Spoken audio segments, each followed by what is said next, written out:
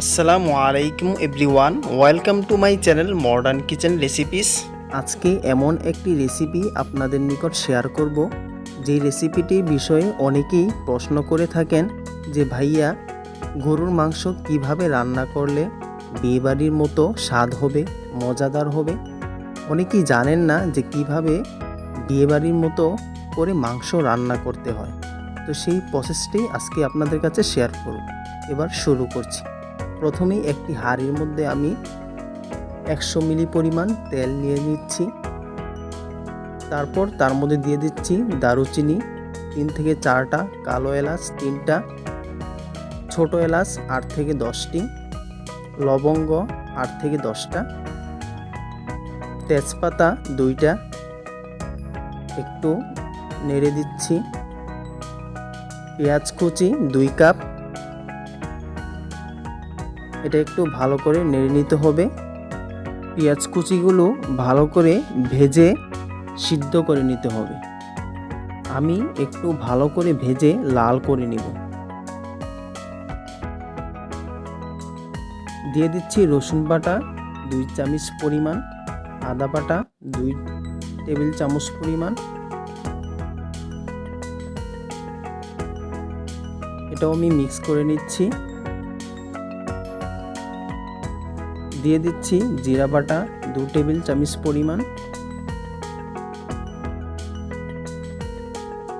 এটা আমি আগে থেকেই পিষে রেখেছিলাম। দিয়ে দিচ্ছি ধনিয়া বাটা 2 টেবিল চামচ পরিমাণ।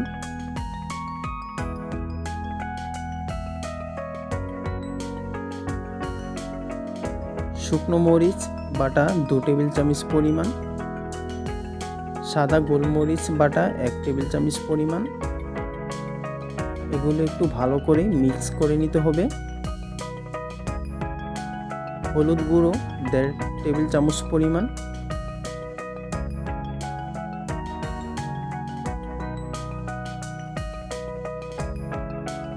পানি 1 কাপ পরিমাণ আমি দিয়ে দিচ্ছি।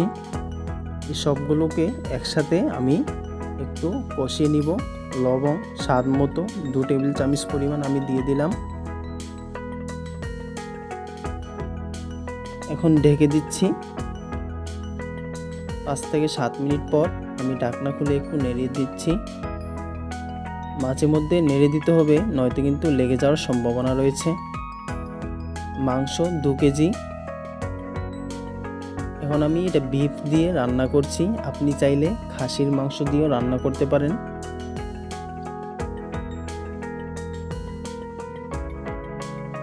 এটা একটু ভালো করে মিক্স করে নিব এবং ভালো করে কষিয়ে নিতে হবে।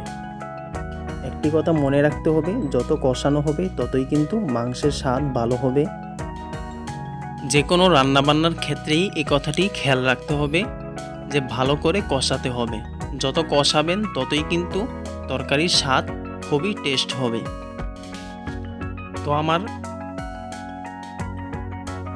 মশলা মিক্স করা শেষ হয়ে গেল। এখন এটাকে ঢেকে নিতে হবে। হাই স্পিডে আমি এটা 10 থেকে 15 মিনিট আমি ঝাল দিয়ে নিব।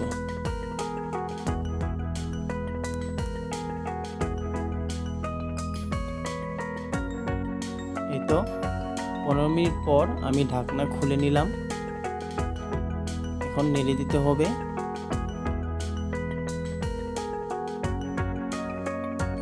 দিয়ে দিচ্ছি 7 থেকে 8টি কাঁচামরিচ। কাঁচামরিচ দিলে কিন্তু ফ্লেভারটা একটু ভালো আসে। আবার ঢেকে দিচ্ছি। তবে একটু পরপর কিন্তু নাড়া দিতে হবে।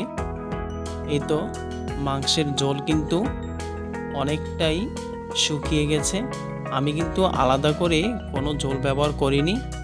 মাংস থেকেই যে পানি উঠেছে সেটা দিয়ে কিন্তু আমি রান্না করছি।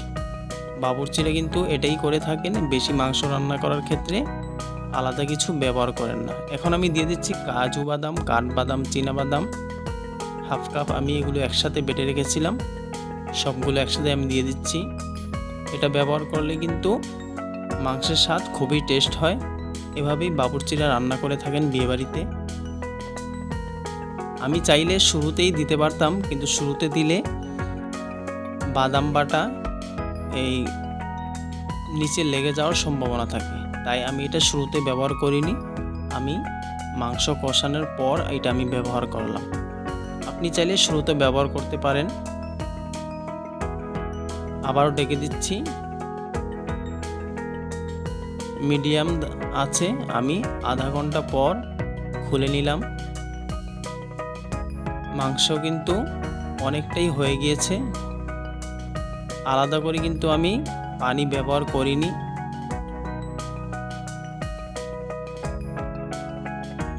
প্রায় কষানো শেষ। এখন এটাকে সিদ্ধ করে নিতে হবে ভালো করে।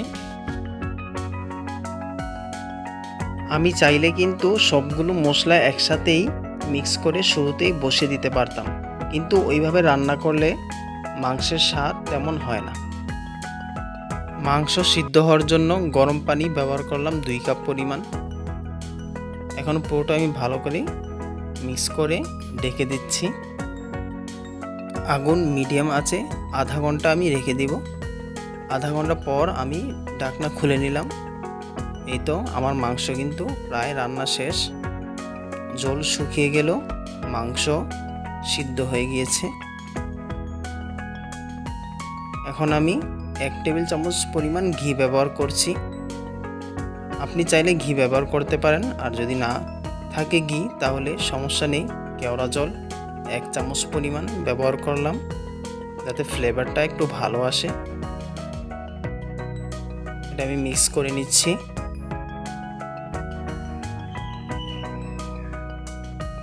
এই তো হয়ে গেল।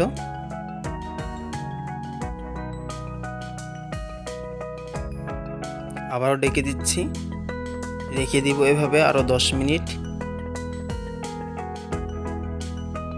10 মিনিট পর দেখতেই পাচ্ছেন কেমন কালার হয়েছে।